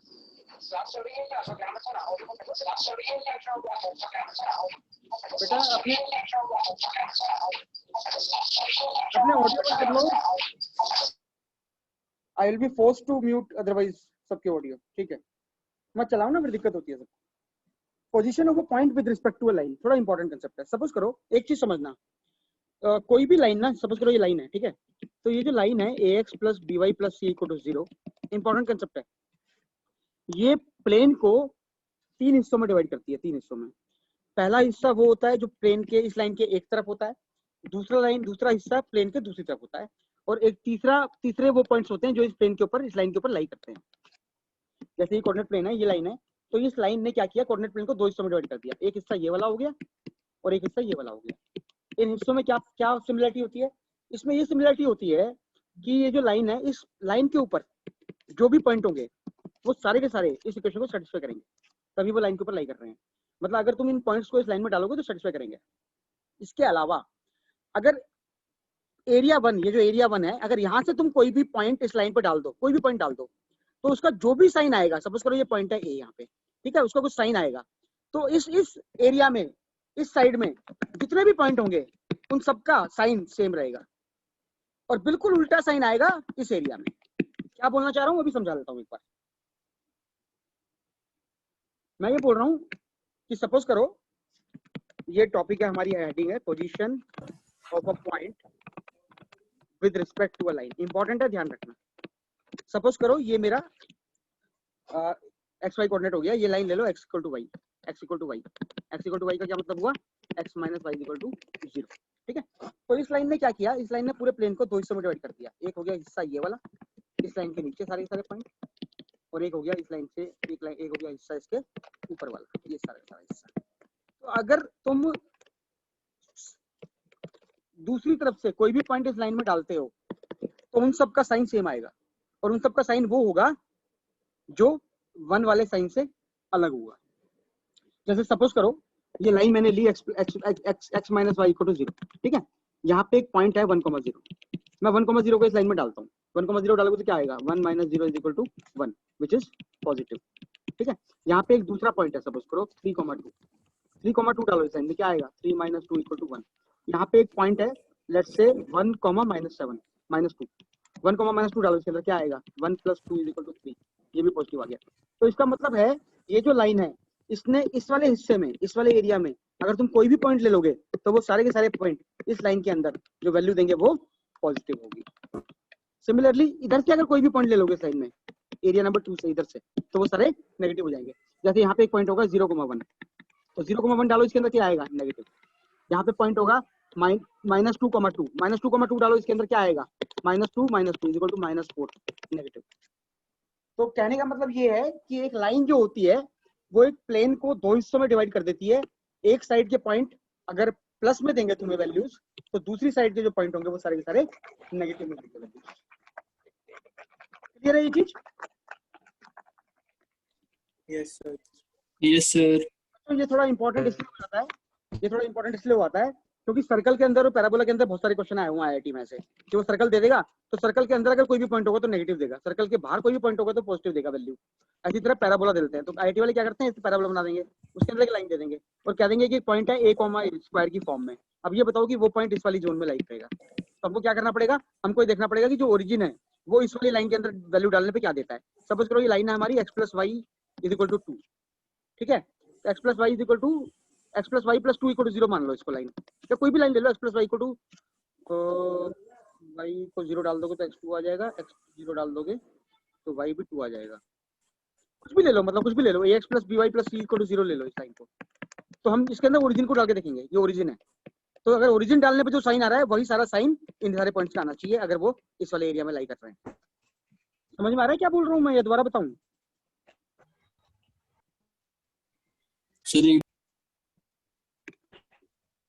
बच्चों समझ में आ रहा है? सर एज अ मिरर वो करेगा सर मैं इसको एक बार रिपीट कर देता हूँ इस वाले पॉइंट को। ये तुम्हें समझ में आ गया ना, ये जो मैंने बताया कि एक लाइन जो होती है वो एक प्लेन को दो हिस्सों में डिवाइड कर देती है। जो मेन कंसेप्ट है वो ये है कि कोई भी लाइन जो होती है वो प्लेन को दो हिस्सों में डिवाइड करती है। ये लाइन है तो इसने प्लेन को दो हिस्सों में डिवाइड कर दिया, दिस इज हिस्सा नंबर 1, दिस इज हिस्सा नंबर 2। तो हिस्से नंबर 1 में जितने भी पॉइंट्स हैं वो सारे के सारे पॉइंट अगर तुम लाइन के क्वेश्चन में डालोगे तो सबका सेम साइन आएगा, और एरिया नंबर 2 जो है यहाँ से कोई भी पॉइंट डालोगे तो उन सबका भी सेम साइन आएगा, और एरिया नंबर 2 का जो साइन होगा वो एरिया नंबर साइन 1 से, एरिया नंबर 1 के साइन से अपोजिट होगा, और इस लाइन के ऊपर कोई भी पॉइंट ले लोगे तो वो 0 दे देगा। क्लियर है ये कंसेप्ट? Yes sir. ठीक है, अब मैं तुमको ये बता रहा था बाद में कि आईआईटी में किस टाइप के क्वेश्चन आए हुए हैं, एक बार दोबारा एक्सप्लेन कर रहा हूँ, इसको समझ लेना। इस टाइप के क्वेश्चन करेंगे हम जैसे जैसे आगे जाएंगे। जैसे आईआईटी वाला क्या करेगा, एक पैराबोला दे देगा, ठीक है, सपोज करो y square equal to 4x दे दिया तुमको, उसके बाद एक लाइन दे देगा ऐसे करके, कोई भी लाइन मान लो इसे। अब वो कहेगा कि ऐसे पॉइंट निकालो जो इस वाली जोन में है, जिसको मैं कलर करता हूँ, ऐसी वाली लाइन इस वाली जोन में होनी चाहिए। तो तुम क्या करोगे, वो पॉइंट पैराबोला के अंदर होंगे। पहली बात तो अगर पैराबोला के अंदर होंगे तो y square minus 4x equal to 0 को सेटिस्फाई नहीं करेंगे। अगर तुम पैराबोला के अंदर का पॉइंट डाल दोगे इसमें तो नेगेटिव वैल्यू आ जाएगी बेसिकली। उसके बाद वो जो पॉइंट्स हैं वो सारे के सारे पैराबोला के अंदर, तो ये भी है, ये भी है पैराबोला के अंदर, ये भी है, ये भी है, लेकिन ये भी है, लेकिन लाइन के इधर होनी चाहिए ना, इस तरफ होनी चाहिए लाइन के, इस तरफ मतलब उस तरफ जहाँ पे ओरिजिन है, जिस साइड पे ओरिजिन है। तो इस लाइन की क्वेश्चन मान लो x plus y is equal to 3 मान लो, तो अगर मैं इस x plus y minus 3 equal to 0 है ये, तो अगर मैं x plus y minus 3 equal to 0 में ओरिजिन डाल दूं तो वो हो जाएगा 0 प्लस 0 माइनस 3। तो इसका मतलब है जो साइन 0 का आ रहा है ओरिजिन का, वही साइन इन सारे पॉइंट्स में भी आना चाहिए। तो ऐसे जो भी पॉइंट्स हैं जो कि पॉजिटिव वैल्यू देंगे, ये वाले साइन, इनको हम एलिमिनेट कर देंगे। अभी एक एग्जांपल लूंगा तो समझ में आ जाएगा। ये कंसेप्ट समझ में आया? क्या बोलना चाह रहा हूँ मैं? Yes sir. सर इसमें 0 0 चेक करना जरूरी है क्या? हम ऐसे नहीं मान सकते कि लाइन के राइट हैंड साइड हमेशा पॉजिटिव होगा, लेफ्ट हैंड नहीं साइड नहीं नहीं नहीं नहीं नहीं नहीं, गलती हो जाएगी। राइट हैंड साइड क्या होता है भाई? कोऑर्डिनेट ज्योमेट्री में तुम ओरिजिन चेंज कर दोगे तो राइट हैंड साइड चेंज हो जाएगा तुम्हारा। तुमको कोई ना कोई एक रेफरेंस पॉइंट लेना पड़ेगा किसी एक साइड में, और उस रेफरेंस पॉइंट के हिसाब से उसका साइन देखना पड़ेगा। फॉर एग्जांपल ओरिजिन अगर यहाँ होता, अगर यहाँ से कोऑर्डिनेट ज्योमेट्री जारी होती, अगर ऐसे करके तुम्हारा पैराबोला बन रहा है और ये लाइन है और ओरिजिन यहाँ है, तो तुमको ये वाला पॉइंट चेक कर लो ओरिजिन। मैं ओरिजिन सिर्फ इसलिए बोल रहा हूँ क्योंकि ओरिजिन एक रेफरेंस पॉइंट होता है हमारा। ओरिजिन मतलब कोई भी पॉइंट ले लो, ये पॉइंट ले लो, ये पॉइंट ले लो, ये पॉइंट ले लो, कोई भी एक पॉइंट ले लो एक साइड में, और उस साइड से उसका जो भी साइन आ रहा है, अगर तुमको इधर चाहिए वो, तो उसका अपोजिट साइन हो जाएगा, और अगर तुमने पॉइंट इधर लिया है तो सेम साइन हो जाएगा। कोई ना कोई तो तुम राइट ऐसे नहीं कह सकते कि भाई राइट हैंड साइड हो जाएगा, लेफ्ट हैंड साइड हो जाएगा। ये राइट और लेफ्ट तो हमें पता है ना, क्योंकि हमने फिगर बना रखी है। अगर हमने फिगर नहीं बना रखी तो क्या राइट है और क्या लेफ्ट है, तो इसको तुमको फिगर आउट करने के लिए कोई ना कोई रेफरेंस पॉइंट लेना पड़ेगा। नॉर्मली वो रेफरेंस पॉइंट ओरिजिन लेते हैं, depending on question you can take that reference point to be something else. Clear है? Yes sir. Yes sir. Now I am taking a small example नहीं, मतलब इसकी theory अभी और कंटिन्यू करता हूँ। Position of a point with respect to a line, same है position of a point. काफी इंपॉर्टेंट है ये, क्योंकि इसके काफी क्वेश्चन आईआईटी में आए हुए हैं पास्ट में। ये हर कर्व में आएगा। अभी तो हम स्ट्रेट लाइन की बात कर रहे हैं, सर्कल में भी आएगा, एलिप्स में भी आएगा, पैराबोला में भी आएगा। तो ये कंसेप्ट पता होना चाहिए, position of a point with respect to a line, ये कंसेप्ट है। अब सपोज करो ये मैंने एक लाइन दे दी L1, ठीक है। अब यहाँ पे दो पॉइंट है, मान लो एक पॉइंट है P, let's say x1 y1, और लेट्स से एक और पॉइंट है Q, let's say x2 y2। तो मैं ये बोल रहा हूँ कि L1P, मतलब L1 के अंदर जब P डालूंगा, and L2P will be of same sign. ये है concept, will be of same sign, which will be opposite to L1 R, अगर R यहाँ पे है तो। क्लियर है ये चीज? L1 के अंदर अगर P के कोऑर्डिनेट डाल दो या Q के कोऑर्डिनेट डाल दो, तो जो साइन आएगा वो सेम होगा, और अगर R के कोऑर्डिनेट डालोगे तो जो साइन होगा वो अपोजिट होगा, क्योंकि वो अपोजिट साइड पे है। ये है कंसेप्ट। क्लियर है ये कंसेप्ट? Yes sir. अब देखो इस कंसेप्ट की एप्लीकेशन। ये कंसेप्ट सर L2 कहाँ से आया? ये L2P लाइन तो हमने L1 ली हुई है। जी सर। सॉरी L2P आया मेरी गलती से, L1P होगा, बिल्कुल सही है। ये L1Q होगा, ये मैंने P लिखा हुआ है यहाँ पे। L1 क्यों? हाँ बिल्कुल सही है, L1Q, बिल्कुल सही। ठीक है, अब आता है कंसेप्ट की इसको यूज कैसे करेंगे और कैसे क्वेश्चंस में आया हुआ है। देखो इंपॉर्टेंट है इसका। एक 6 नंबर का क्वेश्चन आईआईटी में है जो आया था, वो उसी फोटो में है जो मैंने तुमको कल भेजी थी 5 नंबर वाले क्वेश्चन के लिए। 6 नंबर क्वेश्चन है वो, मैं आज पॉइंट आउट कर दूंगा तुमको। उस वाले क्वेश्चन को तुम लोग ट्राई कर लेना। अच्छा क्वेश्चन है, मुश्किल क्वेश्चन है। इसका छोटा सा क्वेश्चन मैं करवा भी दूंगा, एक दे भी दूंगा घर के लिए। अब क्या कंसेप्ट बता रहा हूँ मैं तुमको कि कैसे इस क्वेश्चन को यूज कर सकते हैं। सपोज करो एक ट्राइंगल है हमारे पास, ध्यान से समझना इसको। लेट्स से ये ट्राइंगल है, ये पॉइंट है A, ये पॉइंट है B और ये पॉइंट है C, ठीक है। इसकी इक्वेशन मान लो L1, इसकी इक्वेशन मान लो L2 और इसकी इक्वेशन मान लो L3। अब क्वेश्चन कहता है कि there is a point P, find the condition that point P lies inside the triangle ABC। तो पॉइंट P जो है वो ट्रायंगल ABC के अंदर होना चाहिए। अब आईटी वाले क्या करते हैं ना, पॉइंट P को इस तरीके से दे देंगे अल्फा कॉमा अल्फा स्क्वायर, तो उससे क्या होगा, अल्फा में क्वाड्रेटिक बन जाएगी, तो तुम सॉल्व कर सकते हो फिर। तो इसलिए इस तरह अलग अलग तरीके के क्वेश्चन आए हुए हैं इसमें। तो सपोज करो ये पॉइंट P है जो हमने लिया है, और इस पॉइंट P को हमको इस तरीके से फिगर आउट करना है कि ये हमारा इस ट्रायंगल के अंदर लाई कर जाए, ठीक है। अब ये बताओ मुझे कैसे करोगे, सोचो जरा। जो हमने कंसेप्ट किया उसी के बेसिस पे हो जाएगा, जरा सोचो कैसे करोगे, 1 मिनट के लिए आइडिया दो।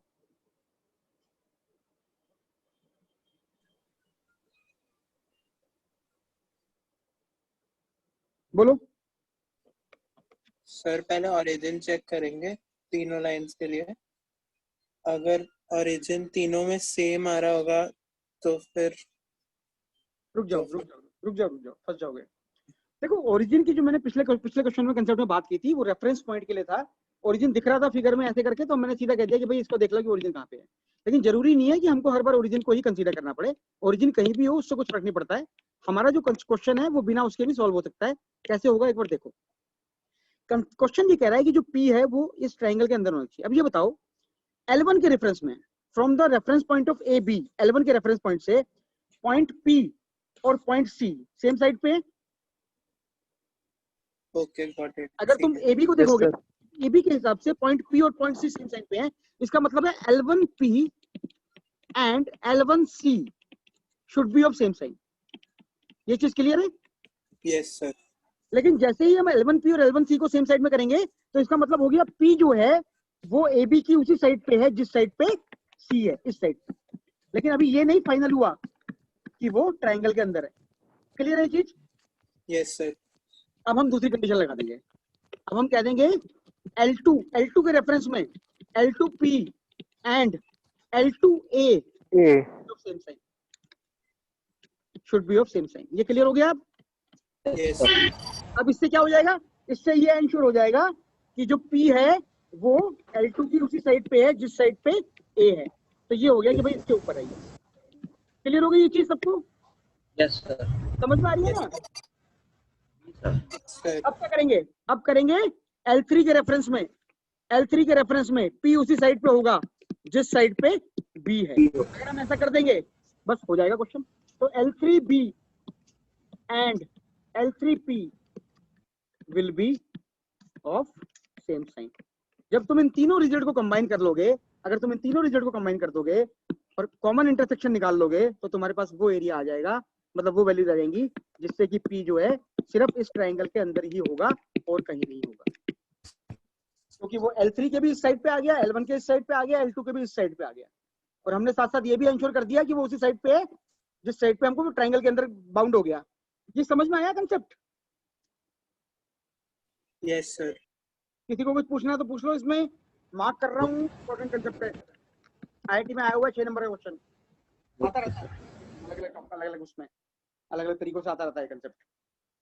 ये कंसेप्ट बेसिकली ये है कि एक पॉइंट की एक लाइन के रिस्पेक्ट में पोजीशन क्या होगी, और इसको हम बाउंड कर सकते हैं इस तरीके से जैसे क्वेश्चन तुम्हारे सामने मैंने फ्रेम किया हुआ है कि ट्रायंगल के अंदर होगा तो कैसे होगा। ठीक है? Yes sir. ठीक है। अब देखो इसको यूज कैसे कर सकते हैं, इसको यूज कैसे कर सकते हैं कि L1P और L1C का साइन सेम है।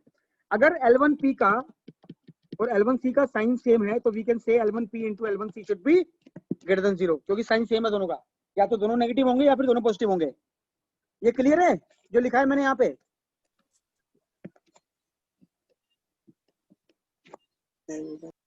Yes sir.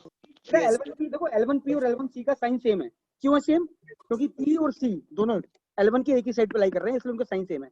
अगर इनका साइन सेम है तो क्या मतलब हुआ, या तो दोनों पॉजिटिव है या फिर दोनों नेगेटिव है। अगर दोनों पॉजिटिव है या दोनों नेगेटिव है तो इन दोनों का जो प्रोडक्ट होगा वो हमेशा पॉजिटिव होगा। ये क्लियर बच्चों? क्लियर है ना ये चीज? अगर दोनों या तो पॉजिटिव है दोनों नेगेटिव है तो उन दोनों का प्रोडक्ट हमेशा पॉजिटिव होगा। तो ये जो मैंने यहाँ पे लिखा हुआ है L1P एंड L1C और सेम साइन, इसी चीज को मैंने मैथमेटिकली ऐसे लिख दिया है। इसको ऐसे भी लिख सकते थे L1P by L1C will be greater than 0। चाहे ऐसे लिखो चाहे ऐसे लिखो, एक ही बात है। ये चीज क्लियर है? Yes sir. सिमिलरली ये जो है ये वाला, बेटो आज की क्लास के कंसेप्ट इंपॉर्टेंट हैं, बेशक रिवाइज कर लेना वीडियो देख के, वीडियो लेक्चर डाल दूंगा जैसे ही आएगा, लेकिन इंश्योर करना कि तुम्हें ये चीज समझ में आ जाए।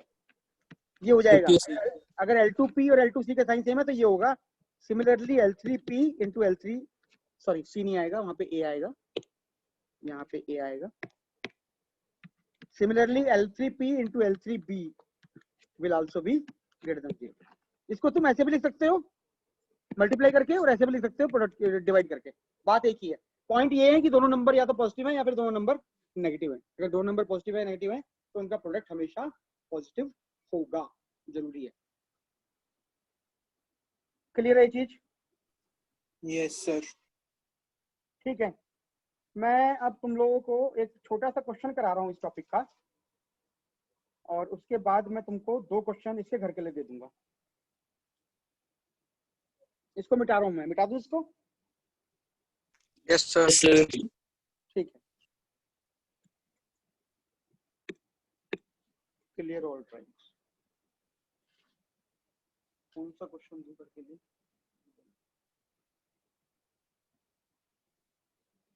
ठीक है, एक क्वेश्चन है। क्वेश्चन कहता है कि एक बार समझा देता हूँ ये वाला जो कंसेप्ट है ताकि हम लोगों को क्लियर हो जाए। क्वेश्चन कहता है कि for what values of the parameter t, for what values of the parameter t does the point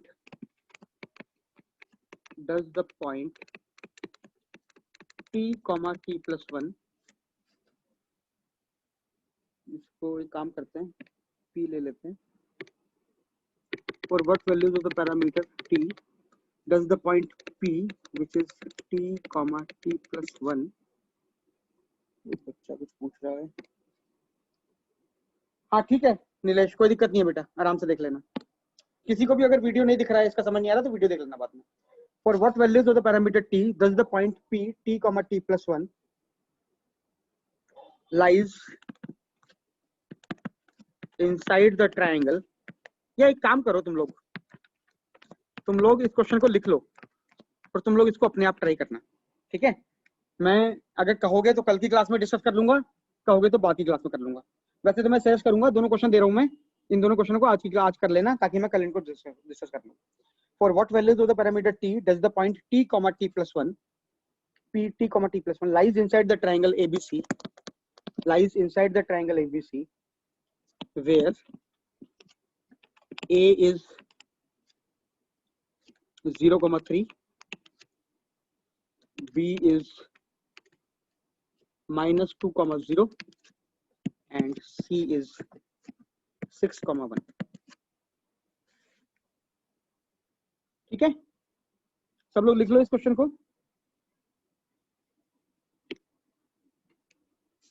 t, t plus 1 point है। इस क्वेश्चन को कल मैं सोल्व करूंगा, दो तरीकों से सोल्व करूंगा, तो इसलिए मैं सबको सजेस्ट करूंगा कि एक बार इसको करके रख लेना, आज ही करके रख लेना बेशक।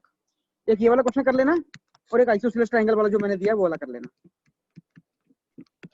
सबको क्लियर है कंसेप्ट? Yes sir. इस क्वेश्चन को जो बोर्ड पे लिखा हुआ है मैं कल सोल्व करूंगा, दो तरीकों से सोल्व करूंगा, पहले ही बोल रहा हूँ। एक तो वही तरीका, स्टैंडर्ड तरीका जो हमने अभी भी किया है कि कोई भी अगर ट्रायंगल के अंदर पॉइंट चाहिए तो इसके वर्टेक्स निकाल लो, इक्वेशन निकाल लो, उसके बाद L1 L2 L3 करके हम लोग कर सकते हैं इसको कंपेयर कि L1 के इस साइड में, जिस साइड में ये पॉइंट होगा उसी साइड में हमारा अंदर वाला पॉइंट होगा, and so on, and we can solve it. और मैं इस क्वेश्चन को एक और तरीके से करूंगा, अल्टरनेट तरीके से, वो मैं कल डिस्कस करूंगा आप लोगों के साथ। ठीक है ये चीज? Yes sir. इसके अलावा मैंने जो कल आप लोगों को क्वेश्चन दिए थे उसमें एक 1992 का क्वेश्चन है IIT का, 1992 जो मैंने क्वेश्चन कल फोटो भेजी थी आप लोगों को, 93 सर। हाँ आप लोगों को जो मैंने फोटो खींच के भेजी थी कल, उसी फोटो में एक क्वेश्चन है, मैं आपको बता रहा हूँ कौन सा क्वेश्चन है। क्वेश्चन नंबर 19, कल वाली फोटो का question number 19, this is 1992 6 marks. ये क्वेश्चन जो है ये भी इसी कंसेप्ट पे है, तो ये वाला क्वेश्चन भी आप लोग करके रखना। इसको मैं जब स्ट्रेट लाइन की थ्योरी खत्म हो जाएगी तो एंड में कराऊंगा। इस वाले क्वेश्चन को मैं कल कराऊंगा, आइसोसेलेस ट्रायंगल जो मैंने छोटा सा दिया अल्फा स्क्वायर, हाँ अल्फा कोमा अल्फा स्क्वायर। तो ये वाला जो क्वेश्चन है, ये वाला ये मैं कल कराऊंगा। जो आइसोसेलेस वाला दिया है वो भी मैं कल कराऊंगा। ये 92 का 6 मार्क्स का क्वेश्चन, और जो मैंने 5 मार्क्स का पैरामेट्रिक वाला दिया था कल 1993 का क्वेश्चन नंबर 20, ये दोनों क्वेश्चन मैं बाद में लूंगा जब हमारी स्ट्रेट लाइन की थ्योरी खत्म हो जाएगी। और भी क्वेश्चंस मैं आपको देता रहूंगा, तो जो तगड़े क्वेश्चन है, जो अच्छे क्वेश्चन है, जिसमें दिमाग लगेगा, that we will take at the end of straight lines. और ये जो छोटे छोटे क्वेश्चन है जो कि कंसेप्चुअल क्वेश्चंस हैं और जो कि हमारी थ्योरी के लिए हमको जरूरी है जानने, उनको हम लोग साथ साथ करते चलेंगे। ठीक है ये चीज? Yes sir. Yes sir. ठीक है बच्चे, मैं एक काम करता, मिटा दूं इसको? Yes sir. ठीक है, यस सर। थोड़ी सी और थ्योरी करा देता हूँ, अभी थोड़ा और पढ़ा दूं ना, 15-20 मिनट? Yes sir. ठीक है, जी सर। 1 घंटा हाँ 15-20 मिनट और पढ़ा रहा हूँ। जिनको दिक्कत है वो लोग वीडियो लेक्चर वॉच कर लेना। कल शाम को भी 5 बजे क्लास होगी मेरी, ठीक है? Okay sir. शाम को मिलूंगा 5 बजे। ये दोनों क्वेश्चन करके रखना, कल तक कर लोगे तो अच्छा रहेगा। नाउ लेट्स प्रोसीड टू छोटी छोटी कुछ कंसेप्ट है, उसे देख लेते हैं पहले।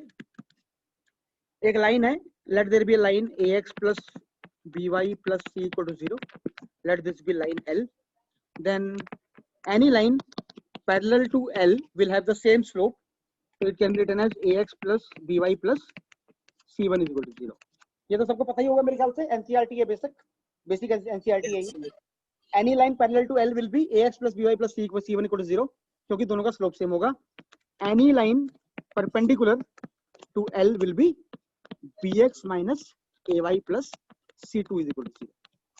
ठीक है, कोई भी लाइन आपकी गिवन लाइन के पैरेलल हो या परपेंडिकुलर हो तो ये रिजल्ट हो जाता है. Next theory, distance of a point from a line. हमेशा ध्यान रखना, कभी भी जब एक पॉइंट के डिस्टेंस की बात की जाती है किसी भी लाइन से, तो हमेशा परपेंडिकुलर डिस्टेंस की बात होती है, हमेशा परपेंडिकुलर डिस्टेंस की बात होती है. इस परपेंडिकुलर डिस्टेंस को निकालने के बहुत सारे तरीके हो सकते हैं, क्योंकि इस लाइन की इक्वेशन मुझे पता है, लेट्स से ax plus by plus c equal to 0, तो मुझे इसका स्लोप पता है L का. अगर मुझे L का स्लोप पता है तो ये जो मैं परपेंडिकुलर ड्रॉप कर रहा हूँ P से, इसका स्लोप भी पता चल जाएगा. x0 y0 मुझे ऑलरेडी पता है, तो मैं सॉल्व करके m निकाल सकता हूँ, उससे मैं डिस्टेंस निकाल सकता हूँ. ये एक तरीका है, और भी बहुत मल्टीपल तरीके होते हैं. बस एक ही चीज ध्यान रखना कि जब भी तुम एक पॉइंट का एक लाइन से डिस्टेंस की बात करोगे तो you will always talk about perpendicular distance until and unless specified. अगर कोई बोलता है कि ये पॉइंट P है, P का A से कितना डिस्टेंस है, तब तो बात अलग है. अदरवाइज डिस्टेंस की जो हमेशा बात होगी वो परपेंडिकुलर डिस्टेंस के टर्म्स में ही बात होगी ऑलवेज. ठीक है, और इस डिस्टेंस की वैल्यूज कितनी होती है? इस डिस्टेंस की वैल्यू होती है ax0 plus by0 plus c divided by under root of a square plus b square. Mod लगा देते हैं क्योंकि डिस्टेंस हमेशा पॉजिटिव रहेगा. ये हो जाता है इसका perpendicular distance of a point from a line. Very very important result, standard result है, बहुत यूज होगा आगे. कोई बच्चा कुछ पूछ रहा है, सर कल वाले क्वेश्चन का आंसर. अरे वाह बेटा, तुमने तो निकाल भी दिया यार. एक मिनट रुक जा, मेरे ख्याल से बिल्कुल सही है. कल वाला क्वेश्चन मुश्किल था वैसे, लेकिन मैं एक बार चेक कर लेता हूँ बेटा. आंसर जो तुमने निकाला है क्वेश्चन नंबर 20, हाँ बहुत बढ़िया. हिमांशी बोल रही है कि 2x plus 3y plus 22 equal to 0. बिल्कुल सही है बेटा, very nice. It was a tough question but the answer is right. कल वाले क्वेश्चन का आंसर चाहिए किसी और बच्चे को तो मैं लिख दूं बोर्ड पे. जो कल वाला क्वेश्चन था पैरामेट्रिक वाला 10/15 AC स्क्वायर वाला, किसी को आंसर चाहिए तो पूछ लेना मुझसे, नहीं तो किताब में मिल जाएगा आंसर. बुक है सर. ठीक है, बुक में देख लेना, मैं करा दूंगा, उसको डिस्कस कर लूंगा अगर किसी को पूछना होगा तो. बच्चे ने जो आंसर भेजा है हिमांशी ने, बिल्कुल सही आंसर है बेटा. ठीक है, ये डिस्टेंस ऑफ पॉइंट हो गया फ्रॉम अ लाइन. सिमिलरली इसी की कोरोलरी है, इसी की नेक्स्ट कोरोलरी है distance between two parallel lines. 2x plus y plus 22 is equal to 0. हाँ, उस वाले क्वेश्चन का जो मैंने दिया था 3x plus 2y plus 22 equal to 0 था बेटा. 2x plus 3y था ना शायद. एक मिनट रुको, देख लेते हैं कितना है. 2x plus 3y, हाँ बिल्कुल ठीक है बेटा. यश सर 2x plus 3. हाँ 2x plus 3y है बेटा, बिल्कुल सही है, बहुत बढ़िया. मतलब तुम लोगों ने अपने आप किया है तो नथिंग लाइक दैट यार, क्योंकि ये मुश्किल क्वेश्चन है मेरे हिसाब से, थोड़ा लेंथी है ये क्वेश्चन, ट्रिग्नोमेट्री भी लगती है इसके अंदर. ये कल वाले क्वेश्चन का आंसर है बच्चों उनके लिए जिन्होंने वो सॉल्व कर लिया अपने आप. बाकी मैं कराऊंगा इन क्वेश्चंस को क्लास के एंड में, मतलब स्ट्रेट लाइंस के एंड में. चलो आगे बढ़ रहा हूँ. Distance between two parallel lines, ये कोरोलरी है इसी रिजल्ट की जो हमने अभी भी किया है. इसमें क्या करना है, सपोज करो इस तरीके से एक लाइन ये रही और एक लाइन ये रही, तो ओरिजिन से डिस्टेंस निकाल लो, उन दोनों को माइनस कर दो. तो अगर एक लाइन है ax plus by plus c1 is equal to 0, क्योंकि दोनों लाइन पैरेलल हैं उसके बीच में डिस्टेंस निकाल रहे हैं, तो दूसरी लाइन कुछ इस टाइप की ही होगी, स्लोप सेम होगा. तो इन दोनों के बीच में जो डिस्टेंस होगा that will be given by c1 minus c2, mod लगा दो क्योंकि पता नहीं कौन सा बड़ा कौन सा छोटा है, divided by under root a square plus b square. This is distance between two parallel lines. और ये तो इंपॉर्टेंट है रिजल्ट, ये इसका रिजल्ट है और ये स्टैंडर्ड. तो ये कुछ बेसिक छोटी छोटी चीजें हैं. क्लियर है ये चीज सबको? Yes sir. ठीक है, स्क्रीन हटा दूं? Yes sir. चलो नेक्स्ट प्रोसीड. दो तीन चीजें और करा रहा हूँ छोटी छोटी, उसके बाद क्लास को वाइंड अप करता हूँ. एक छोटा सा कंसेप्ट, नया कंसेप्ट है, area of a parallelogram. Area of a parallelogram. इसी पैरेललोग्राम में अगर तुम एंगल को 90 डिग्री कर दोगे तो तुम्हारा एरिया आ जाएगा स्क्वायर का. अगर पैरेललोग्राम में हम 90 डिग्री कर देंगे तो एरिया आ जाएगा हमारा स्क्वायर का. ठीक है, तो हम एक काम करते हैं, जनरलाइज एरिया निकाल लेते हैं किसी भी पैरेललोग्राम का, उसके बाद रोम्बस हो गया या रेक्टेंगल हो गया, सबका एरिया अपने आप निकलता जाएगा। एक बार देख लो कैसे फिगर बनेगी। पैरेललोग्राम बना रहा हूँ मैं एक जनरल, ये बन गया मेरा एक पैरेललोग्राम। ठीक है, इसमें एक काम करते हैं, ABCD पैरेललोग्राम हो गया। तो एंगल बिटवीन एक पेयर ऑफ लाइन थीटा हो गई। इसमें मैं एक काम करता हूँ, let me draw the perpendiculars. ये परपेंडिकुलर ड्रॉप कर रहा हूँ मैं D से एक, और सिमिलरली एक और परपेंडिकुलर ड्रॉप कर रहा हूँ मैं, ये परपेंडिकुलर ड्रॉप कर रहा हूँ मैं दूसरी साइड का। इसको ले लो, पहले वाले परपेंडिकुलर की लेंथ को ले लो D1, इसको तुम D1 ले लो, ये D1 हो गया। और दूसरे वाले परपेंडिकुलर की लेंथ को ले लेते हैं D2। दूसरे वाला परपेंडिकुलर ड्रॉप कर देता हूँ मैं यहाँ से ऐसे करके। तो ये हो गया दूसरा परपेंडिकुलर। ये परपेंडिकुलर है बच्चों, इसकी लेंथ हो गई D2 और इसकी लेंथ हो गई D1। ये मान लो ये एंगल अगर अल्फा है थीटा, तो ये भी थीटा होगा, और ये कितना हो जाएगा 180 माइनस थीटा, ये हो जाएगा पाई माइनस थीटा। तो अगर मैं इनको ज्वाइन कर दूं, क्योंकि पैरेललोग्राम में दो डायगोनल जो होते हैं वो दो ट्रायंगल बनाते हैं जो कि कॉन्ग्रुएंट होते हैं, तो मैं कह सकता हूँ area of parallelogram, now I am solving it, result निकाल रहा हूँ मैं। Area of parallelogram ABCD is equal to 2 times area of triangle ABD। ये तो सबको क्लियर होगा। तो इससे आ जाएगा area of parallelogram ABCD will be equal to 2 times, यहाँ से छोटा सा, will be equal to 2 times area of triangle ABD। कितना है ABD? कितना है? Half into base AB into height D1। Clear है सबको?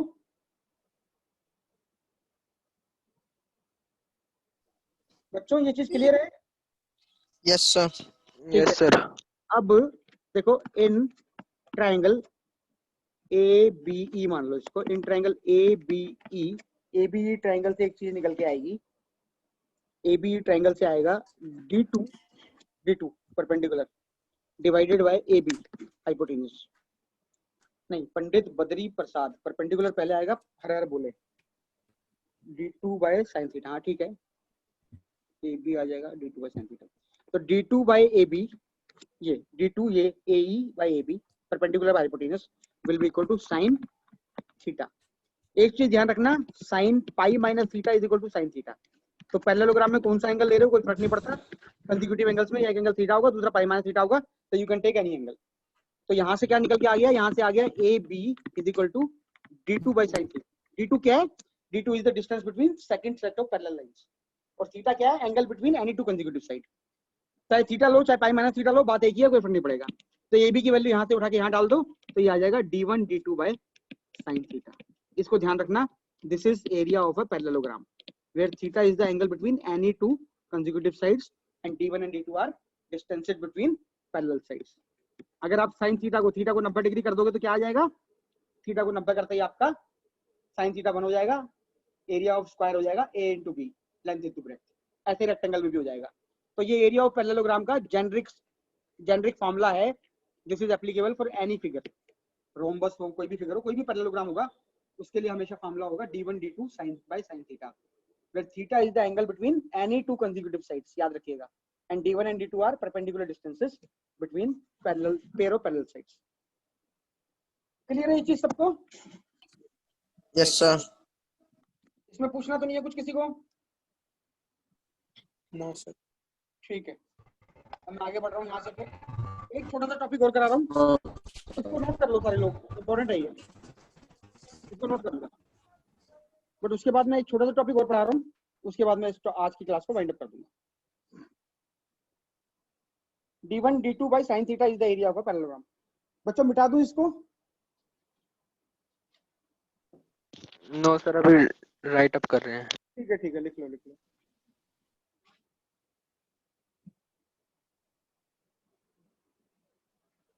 अभी एक बार कल की क्लास जब हो जाएगी थ्योरी, या थ्योरी जब खत्म हो जाएगी, तो मैं ना काफी सारी प्रॉब्लम्स डाल दूंगा, इसमें फोटो खींच के डाल दूंगा। मैं एक A4 शीट पे लिख लूंगा प्रॉब्लम्स को, और फोटो खींच के ग्रुप में डाल दूंगा डिस्कशन के लिए। तो वो सारी प्रॉब्लम्स तुम लोग ट्राई कर लेना, फिर हम लोग डिस्कस कर लेंगे। आईआईटी के सारे क्वेश्चन कर लो, मैं तो कहता हूँ। अगर तुम कहोगे कि सर आईआईटी के भी कुछ क्वेश्चन बता दो जो हम अटेम्प्ट कर लें, तो मैं वो भी लिख के भेज दूंगा जैसे कहोगे।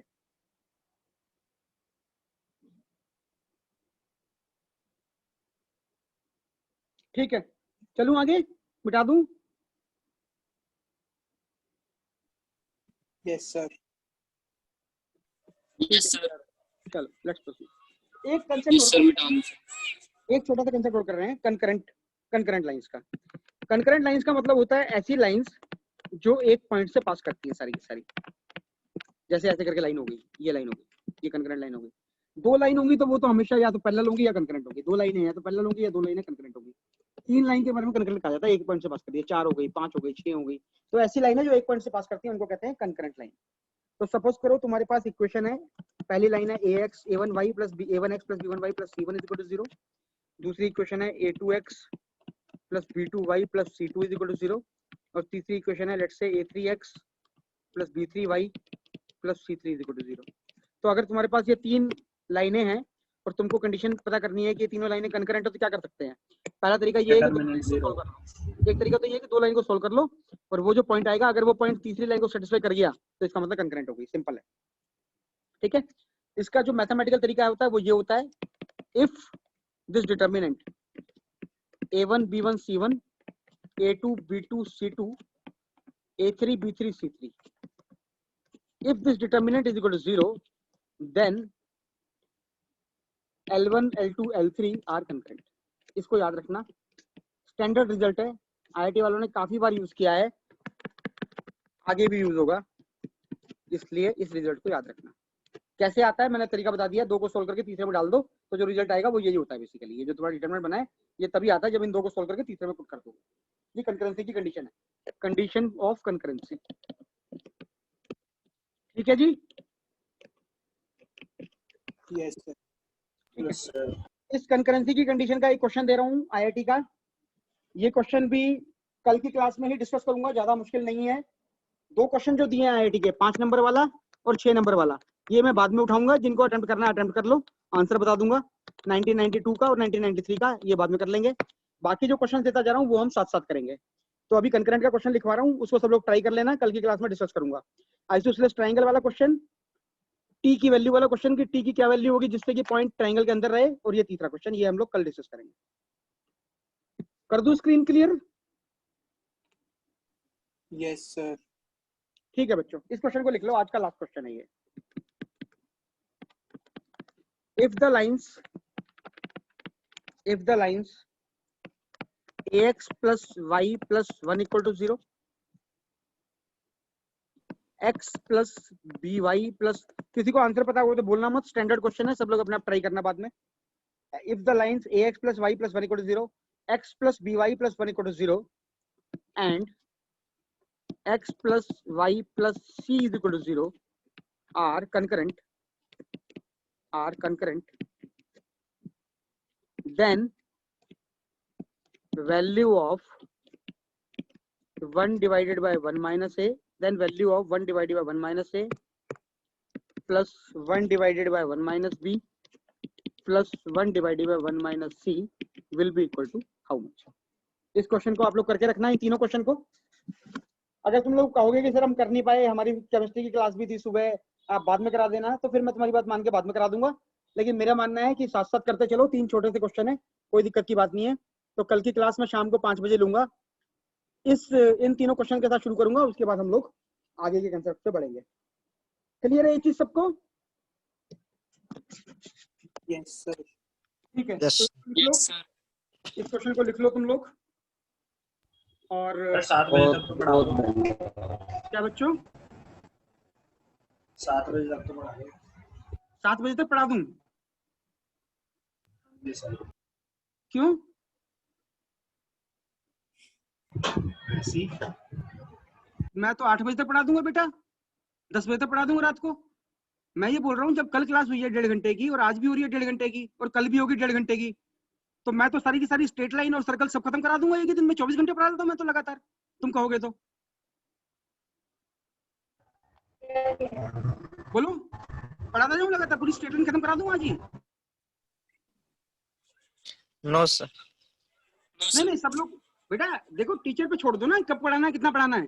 टीचर उतना पढ़ाएगा ना जितना तुम अकेले थोड़ी पढ़ रहे हो। 25 बच्चे हैं क्लास में, तो सब बच्चों के हिसाब से पढ़ाया जाएगा ना, थोड़ा थोड़ा मेरे देखो। Yes sir. तुम लोग बताओ कि कैसे करना चाहिए, मतलब मेरे को तो समझ में नहीं आता। मेरे ख्याल से 1.5 घंटे की क्लास सफिशिएंट रहती है रोज डेली बेसिस पे, या हर 2 दिन में 1.5 घंटे की क्लास हो जाए तो यस सर। सफिशिएंट। सफिशिएंट है ना, क्योंकि बच्चों चक्कर क्या है ना, देखो ऐसा Yes, sir. फिजिक्स और केमिस्ट्री की भी क्लास होती है, तो अगर 1.5 घंटे की क्लास हो रही है रोज रोज, तो तुमको वो पढ़ना भी तो पड़ता है, रिवाइज भी तो करना पड़ता है। बाकी मुझे कोई दिक्कत नहीं है, तुम लोग क्लास ले लो तो मैं लंबी ले लूंगा। अभी बताओ, अभी छोड़ दूं, अभी रोक दूं? कल 5 बजे क्लास है शाम को। देखो आज की क्लास में ले नहीं रहा था, बताओ तो मैं आज की क्लास लेने नहीं वाला था, क्योंकि आज मुझे कुछ काम था। लेकिन फिर मुझे ये लगा कि यार क्लास फिर कल लूंगा, फिर 1.5 घंटे की होती है क्लास, एक 5 बजे। ये तीनों क्वेश्चन करके रखना जो मैंने दिए हुए हैं, ठीक है? ये तीनों क्वेश्चन करके रखना जो मैंने दिए हुए हैं, और जो 2 आईडीए क्वेश्चन है 5-5 6-6 नंबर वाले, वो हम क्लास के एंड में करेंगे जब हमारी थ्योरी खत्म हो जाएगी पूरी स्ट्रेट लाइन की। आईआईटी वाले प्रीवियस ईयर क्वेश्चंस अटेम्प्ट करने शुरू कर सकते हो, जो टॉपिक कवर होते जा रहे हैं उनके क्वेश्चंस देख सकते हो, जो भी डाउट होता है मुझसे पूछ सकते हो, ठीक है? Okay sir. चलो शाम को 5 बजे कल है क्लास, लिंक शेयर कर दूंगा ग्रुप में। Bye bye. Okay sir. Bye sir. Bye. Bye sir.